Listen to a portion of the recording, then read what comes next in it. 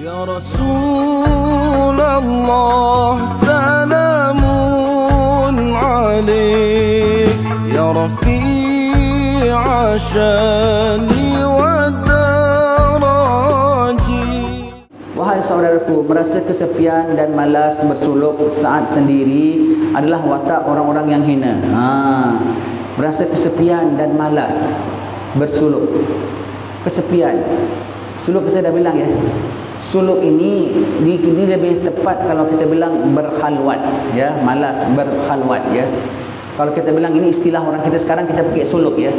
Tapi sebetulnya suluk ialah apa kita dah tahulah.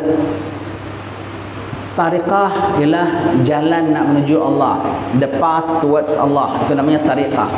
Suluk ialah step by stepnya. Suluk. Dalam suluk itu bermula langkah pertama taubat, kemudian jaga sembahyang kita, sembahyang sunat kita, baca Quran, itu semua satu-satu itu namanya suluk. Sampai satu tahap kita nak mengasingkan diri kepada orang ramai, maka itu namanya berkhalwat. That khalwat is part of suluk. Tetapi orang sekarang kalau sebut suluk tu bermakna dia masuk dalam bilik sendiri dia baca. Itu namanya suluk, ya. Bukan, ya. Kita bilang suluk tu adalah apa, langkah-langkah menuju Allah. Itu namanya suluk, langkah-langkah menuju Allah. Salah satu langkahnya ialah berkhalwat, bersepi-sepi, ya. Jadi ini disebut, ya, kalau merasa kesepian dan malas untuk berkhalwat, iaitu bersepi-sepi, bersunyi-sunyi dengan Allah, ya, itu adalah watak orang-orang yang hina. Kerana orang yang hina, dia mesti nak ada kawan, dia mesti nak ada member, dia mesti nak ada gurau, dia mesti nak ada bual, dia mesti nak lah. Orang-orang saleh kita katakan, ya, dia tidak ada yang namanya sepi, tidak ada yang namanya dewean, tidak ada yang namanya kesendirian. Dia sibuk. Kalau sendirian dia lagi suka. Kesendirian macam-macam dia boleh bincang dengan Allah, macam-macam dia boleh cakap dengan Allah. Dia lapor dengan Allah, dia cerita dengan Allah, dia mengadu dengan Allah. Kalau dia sepi, dia bincang dengan Allah. Kalau dia ada masalah, dia lapor dengan Allah, senantiasa puji Allah, terhibur dia dengan Allah, terhibur dia dengan Allah. Dan kerana apa? Dia bukan cakap seorang-seorang diri, ya. Dia bukan hanya bercakap dengan Allah, dia bercakap kepada yang maha mendengar dan dia cakap kepada yang maha berkata-kata. Maka dia dikata-kata oleh Allah Ta'ala, ada feedback daripada Allah Ta'ala. Macam mana tu? Kita jangan bilang, orang gini-gini dah dengar bunyi, dengar suara. Bukan, itu tak boleh. Itu na'udzubillah min zalik, silap-silap dan menyekutukan Allah dengan sifat-sifat hambanya. Mereka ada feedback daripada Allah Ta'ala terhadap apa yang mereka bicarakan, serukan pada Allah. Kalau tadi mereka bingung, tiba-tiba mereka tenang.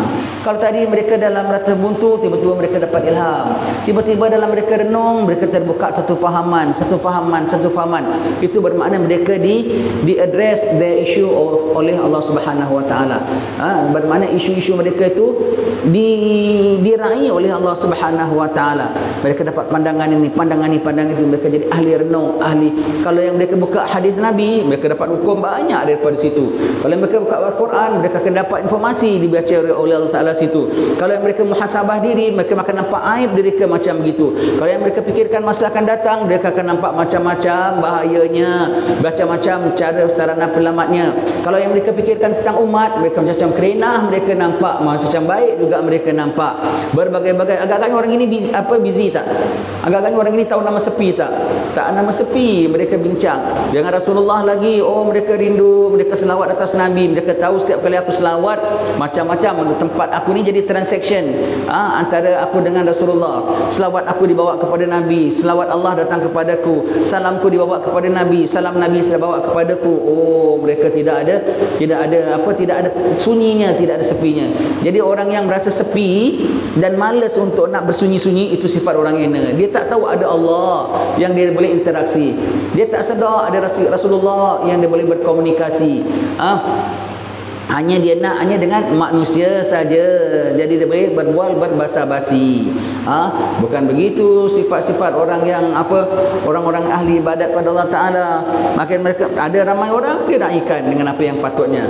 Tak ada orang sendirian, dia tahu apa bagaimana nak bicaranya, macam mana nak mengisi waktunya. Sebab mereka ini tidak kisah mereka sendirian, mereka tidak ada sepinya. Mereka tidak ada sepinya, begitu ya. Mereka senantiasa dengan Ta'ala. Jadi kalau yang berasa sepi sendiri, fikir aja sepi, anak stres lah, anak boring lah, call kawan, hari duduk simbang-simbang sampai pukul 1 pagi, 2 pagi. Itu orang hina punya sifat, naudzubillah. Dia tak tahu manfaatkan, dia tak tahu nak membusy, dia tak tahu bahawasanya berapa busynya dia kalau dia dalam sendirian. Macam-macam benda dia boleh bikin, ya. Tetapi mereka tidak begitu, ya. Mereka sendiri dengan Allah, mereka macam-macam lagi. Nanti apabila mereka dengan manusia, ibarat mereka itu kalau sendiri ibarat artis, ya. Kalau kat sendiri tu macam-macam lukisan dia lukis. Kalau kain batik tu macam-macam print dia bikin. Kalau kuih tu macam-macam jenis dia tu. Apabila depan manusia dihidangkan, ini ada kuih ini ada kain corak ini ada design ini. Macam-macam dibentangkan. Semuanya hasilnya ke mana dia dapat? Ketika dia sendiri dalam bengkel dia, dalam workshop dia, dalam kitchen dia, kitchen kalbunya, bengkel kalbunya, workshop kalbunya, begitu. Maka mulia orang-orang begini. Mulia sekali orang begini, ya. Mereka tidak ada kenal yang namanya sepi, ya. Tidak kenal yang namanya sepi. Lawan salam tetap padamu, Engkaulah sang Nabi penyejuk hatiku. Betapa hasrat ingin bertemu kami semua.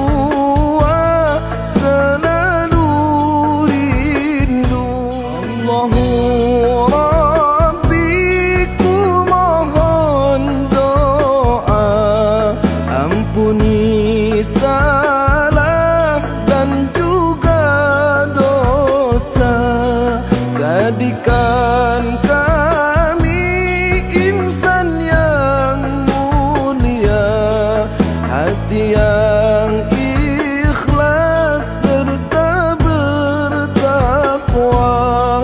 Kumpulkan kami dan keluarga bersama Nabi